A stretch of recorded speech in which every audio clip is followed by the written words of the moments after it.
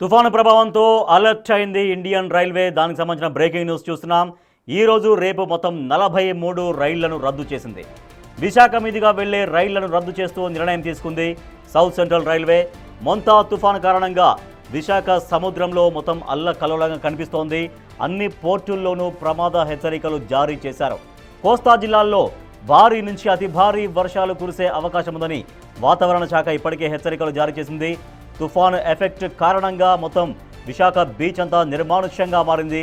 కేంద్రం నుంచి పూర్తి సహాయం ఉంటుంది అంటూ ప్రధానమంత్రి ప్రకటించారు. సో మోంతా తుఫాను ఏపీకి డేంజర్ బెల్స్ మోగిస్తోంది. రాబోయే 3-4 రోజులు చాలా చోట్ల అన్ని జిల్లాల్లో భారీ నుంచి అతి భారీ వర్షాలు కురుస్తాయని, కొన్ని చోట్ల అయితే అత్యంత భారీ వర్షాలు కూడా కురిసే అవకాశం ఉందని ఇప్పటికే వాతావరణ శాఖ హెచ్చరికలు జారీ చేసింది. సో తుఫాను ప్రభావంతో ఇండియన్ రైల్వే కూడా అలర్ట్ అయింది. ఈరోజు రేపు మొత్తం 43 రైళ్లను రద్దు చేసింది. విశాఖ మీదుగా వెళ్లే రైళ్లను రద్దు చేస్తూ నిర్ణయం తీసుకుంది. మోంతా తుఫాను కారణంగా విశాఖ సముద్రంలో కల్లోలంగా కనిపిస్తోంది. ఈ సమయంలో అన్ని పోర్టుల్లో ప్రమాద హెచ్చరికలు జారీ చేశారు. కోస్తా జిల్లాల్లో భారీ నుంచి అతి భారీ వర్షాలు రాబోయే 3 రోజులు కురవబోతున్నాయి. ఒక బలమైన ఈదురుగాలులు కూడా వీస్తాయి. 100 కిలోమీటర్ల కంటే పైగా బలమైన ఈదురుగాలులు వీస్తాయని కూడా వాతావరణ శాఖ హెచ్చరిక జారీ చేసింది. మచిలీపట్నం కళింగపట్నం మధ్య తుఫాను తీరం దాటే అవకాశం ఉందని, ఆ సమయంలో బలమైన గాలులు వీస్తాయని కూడా ఇప్పటికే ప్రజల్ని అలర్ట్ చేసింది. సో రాష్ట్ర ప్రభుత్వం కూడా ఎప్పటికప్పుడు ఒక అధికార యంత్రాంగంతో అప్రమత్తం చేస్తూ ప్రజల్ని కూడా ఎప్పటికప్పుడు అలర్ట్ చేస్తోంది. ఎవరైతే లోతట్టు ప్రాంతాలలో ఉన్నటువంటి వాళ్ళని పునరావాస కేంద్రానికి ఇప్పటికే ప్రభుత్వం తరలించింది. ముఖ్యమంత్రి చంద్రబాబు నాయుడు ఎప్పటికప్పుడు మంత్రులతో అధికారులతో రివ్యూస్ నిర్వహిస్తున్నారు. సో ఈ పరిస్థితిని చాలా జాగ్రత్తగా హ్యాండిల్ చేయాలంటూ కూడా దిశానిర్దేశం చేస్తున్నారు. దాంతోపాటుగా కేంద్రం నుంచి సాయం ఉంటుంది అంటూ ప్రధానమంత్రి నరేంద్ర మోడీ కూడా స్పష్టం చేశారు. ఈ మేరకు చంద్రబాబు నాయుడు, ఏపీ సీఎం చంద్రబాబు నాయుడుతో ఫోన్లో మాట్లాడారు ప్రధాని నరేంద్ర మోడీ.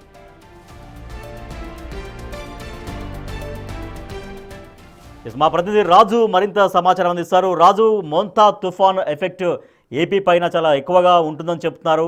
సో ఎట్లా ప్రభుత్వం ఎంత అప్రమత్తంగా ఉంది? సో ఒక వాతావరణ శాఖ అధికారులు ఏం చెప్తున్నారు అంటే ఎగ్జాక్ట్గా ఈ ఎఫెక్ట్ అనేది అంటే రేపు ఎల్లుండి ఎక్కువగా కనిపిస్తుంది అంటున్నారా, లేదంటే రాబోయే 3-4 రోజులు కూడా ఒకే స్థాయిలో ఉండబోతోంది వాతావరణ పరిస్థితి అంటున్నారా? వాతావరణ శాఖ ఇచ్చినటువంటి నివేదిక ఆధారంగా ఈస్ట్ కోస్ట్ రైల్వే దాదాపుగా 43 రైళ్లను రద్దు చేసిందంటే తుఫాను తీవ్రత ఏ స్థాయిలో ఉంటుందో దీన్ని బట్టి అర్థం చేసుకోవచ్చు. విశాఖపట్నం నుంచి వివిధ ప్రాంతాలకు వెళ్లే 43 రైళ్లను ఇప్పటికే రద్దు చేస్తున్నట్లు ఈస్ట్ కోస్ట్ రైల్వే ప్రకటన చేసినటువంటి పరిస్థితి అయితే ఉంది. ఈ నేపథ్యంలో అసలు వర్షం తీవ్రత దాదాపుగా శ్రీకాకుళం నుంచి చిత్తూరు జిల్లా వరకు 3 రోజుల పాటు అంటే 29వ తేదీ వరకు భారీ నుంచి అతి భారీ వర్షాలు కురిసే అవకాశం ఉందనేది విశాఖ వాతావరణ కేంద్రం అధికారులు అయితే తెలియజేస్తున్నారు. ఒకసారి నేను ఈ రోజు పరిస్థితి ఏంటనేది ఇక్కడ మ్యాప్ రూపంలో మరొకసారి నేను చూపించే ప్రయత్నం అయితే చేశాను. మనం అంటే ఒక గంటకు ముందు 3 రోజుల పాటు వర్ష ప్రభావం ఎట్లా ఉంటుందో చూపించే ప్రయత్నం అయితే చేశాం. కనిపిస్తున్నటువంటి మార్క్స్ మనం చూస్తున్నాం.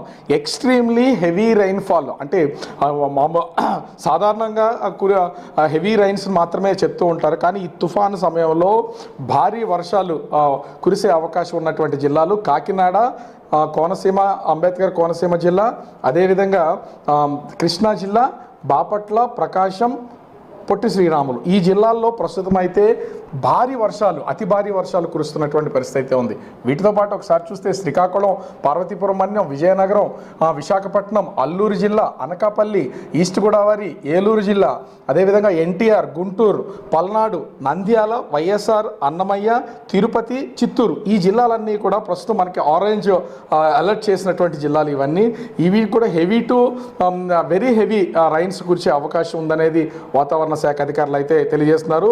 ముఖ్యంగా కర్నూలు, అనంతపురం, శ్రీ సత్యసాయి జిల్లా ఈ 3 జిల్లాలకు సంబంధించి హెవీ రైన్స్ అంటే రాష్ట్ర వ్యాప్తంగా అన్ని ప్లేసెస్లోనూ వర్షం కురిసే అవకాశం ఉన్నదనేది ఇక్కడ స్పష్టంగా అర్థమవుతుంది. నేను ఇక్కడ ఒకటి ఇక్కడ ఉన్నటువంటి ఒక మ్యాప్స్ని నేను కలర్ రూపంలో కలర్ బార్స్ ఉన్నాయి చూపించే ప్రయత్నం అయితే చేస్తాను. ఇది ఆంధ్రప్రదేశ్ సంబంధించినటువంటి మ్యాప్. ఇక్కడ దీన్ని చాలా అంటే జూమ్ చేయడం వల్ల ఈ విధంగా కనిపిస్తుంది. మనకి కనిపిస్తున్న ఈ blue, heavy blue and normal blue రెండు ఉన్నవి.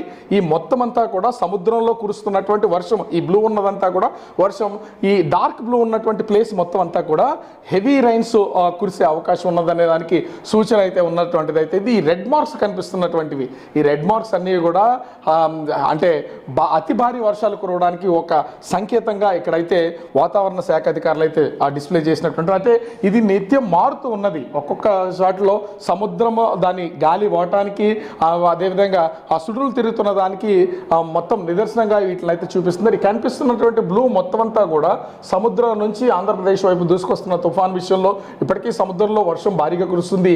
ఇవంతా కూడా ఈ సముద్రం దాటుకుని వచ్చిన తర్వాత ఆంధ్రప్రదేశ్ మ్యాప్కు సంబంధించి ఇప్పుడు ఉమ్మడి ముఖ్యంగా చూస్తే ఈ ఉమ్మడి జిల్లాల పరిధిలో ఉన్నటువంటి భారీ వర్షం కురుస్తున్నటువంటి ప్లేస్.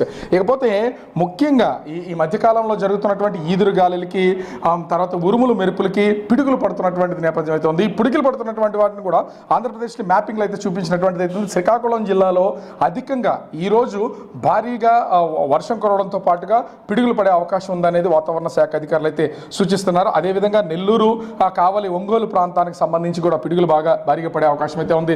అదేవిధంగా రాయలసీమ జిల్లాలకు సంబంధించి ముఖ్యంగా ఇటు కర్నూలు, అనంతపురం ఈ జిల్లాల్లో పిడుగులు కూడా భారీగా పడే అవకాశం ఉన్నట్లుగా వాతావరణ శాఖ అధికారులు అయితే హెచ్చరికలు జారీ చేస్తున్నటువంటిది.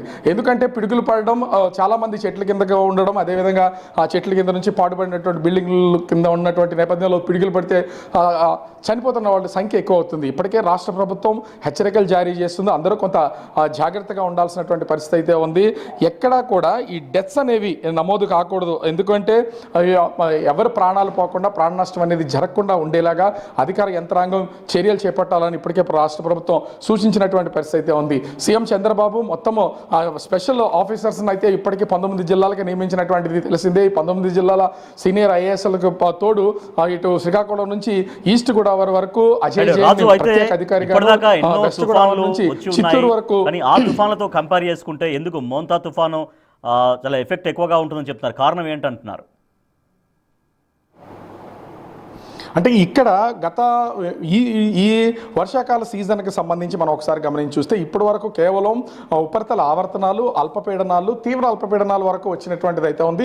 ఒకటి మాత్రమే వాయుగుండంగా వచ్చి తేలిపోయినటువంటిది. ఈ సంవత్సరం అసలు తుఫాన్ల ప్రభావమే ఆంధ్రప్రదేశ్ రాష్ట్రం మీద కనిపించలేదు. కానీ ఇది మొట్టమొదటి తుఫాన్ ప్రభావం ఆంధ్రప్రదేశ్లో, అది కూడా కాకినాడ తీర ప్రాంతంలో ఇది తీరం దాటే అవకాశం ఉందనేది మనము గతం నుంచి చూసినా కూడా 96లో కోనసీమ ప్రాంతంలో ఒకసారి తీరం దాటినటువంటిది అయితే ఉంది.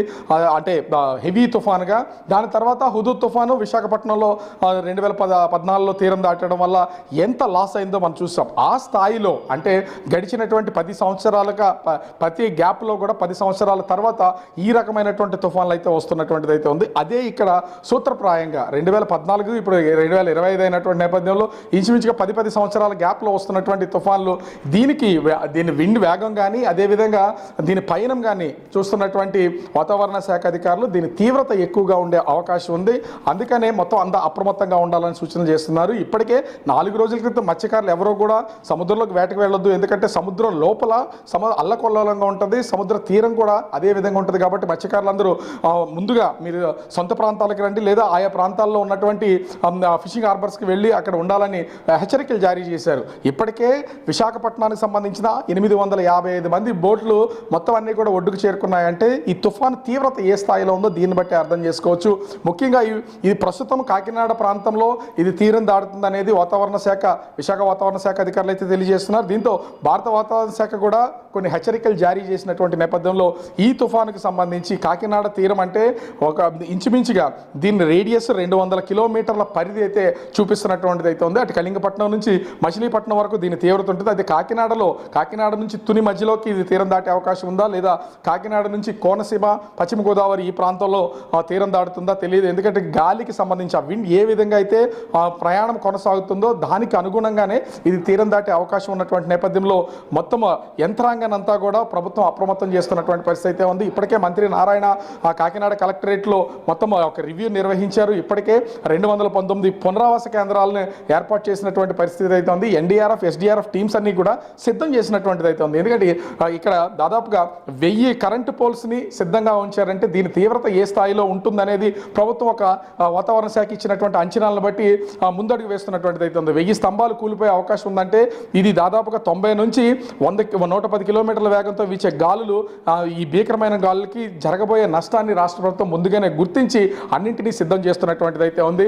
ముఖ్యంగా ఒకవేళ ఆ గాలి తీవ్రత ఎక్కువగా ఉంటే సెల్ ఫోన్లు పనిచేసే అవకాశం ఉండదు, కమ్యూనికేషన్ అనేది ఇబ్బంది ఉంటుంది. కాబట్టి శాటిలైట్ ఫోన్లన్నింటినీ కూడా ఇప్పటికే దాదాపుగా 27 శాటిలైట్ ఫోన్స్కి సంబంధించి సిద్ధం చేసినటువంటిది. ఎక్కడికక్కడ రాష్ట్ర ప్రభుత్వం ఎట్లాంటి ప్రాణ నష్టం జరగకుండా అయితే ముందస్తు ఏర్పాట్లు చేస్తున్నటువంటి పరిస్థితి అయితే కనిపిస్తుంది. రాజేష్, రైట్, థ్యాంక్ యూ రాజు. మోంతా తుఫాను ఏపీని వణికిస్తుందని చెప్పొచ్చు. తుఫాను ఎఫెక్ట్తో కోస్తా జిల్లాల్లో ఈ 2-3 రోజుల పాటు భారీ నుంచి అతి భారీ వర్షాలు, కొన్ని చోట్ల అయితే అత్యంత భారీ వర్షాలు కురుస్తాయని వాతావరణ శాఖ హెచ్చరికలు జారీ చేస్తోంది. సో ఈ హెచ్చరికలకు అనుగుణంగానే రాష్ట్ర ప్రభుత్వం పూర్తి అప్రమత్తంగా వ్యవహరిస్తోంది. ముఖ్యమంత్రి చంద్రబాబు ఎప్పటికప్పుడు మంత్రులతో, అధికార యంత్రాంగంతో రివ్యూలు నిర్వహిస్తూనే ఉన్నారు. సో తుఫాను ప్రభావం, తుఫాను పరిస్థితిని ఎదుర్కోవాలి, ఎటువంటి ప్రాణ నష్టం జరగకుండా చూడాలి అంటూ దిశానిర్దేశం చేస్తున్నారు. మరోపక్క కేంద్రం నుంచి కూడా సాయం ఉంటుంది అంటూ ప్రధానమంత్రి ముఖ్యమంత్రి చంద్రబాబుతో మాట్లాడారు.